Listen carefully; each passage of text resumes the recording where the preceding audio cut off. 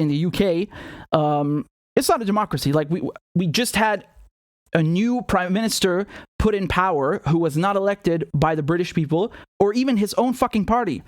Usually, the leadership contest, this farce, did not even take place because everyone dropped out. He was just handed the job. And then the new king, like, we have a king. Who is this guy? Who is this guy? I don't understand where these people come from, and they're like the leaders. For what?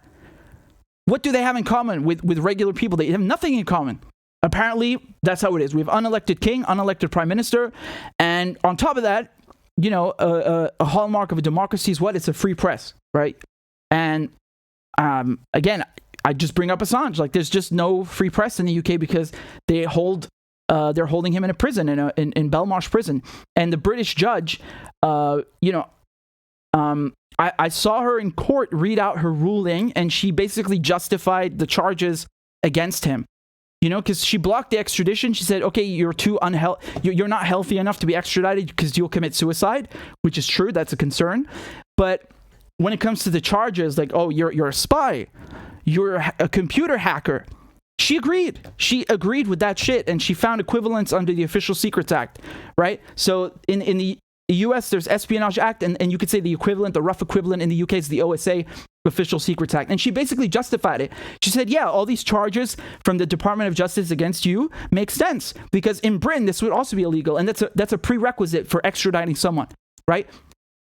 If country B wants to extradite someone from country A, the crime they're accused of must be a crime in both countries, right? It makes sense.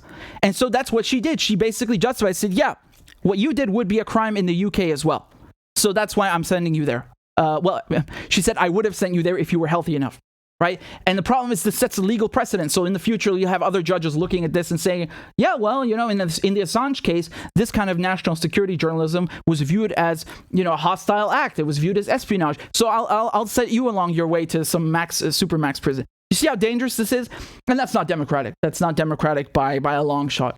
You know, and it's just one case. But I give this example because if I can say so, it's my field of expertise, and I've covered the case in the court, and I know a lot about it. And so every day or every session in court was, you know, it was just like it wasn't something you would see in a so-called democracy. It was the opposite of that. It was the state locking up a journalist who was accused of espionage. Like, that's textbook authoritarianism. Right? What do you do when you want to lock a dissident up or a journalist up or a political opponent? You say they're a spy. You say they're working against the state, and you put them in prison. And that's what I saw firsthand. So I'm reporting it to you, and I'm telling you what's going on. And there's nothing democratic about that.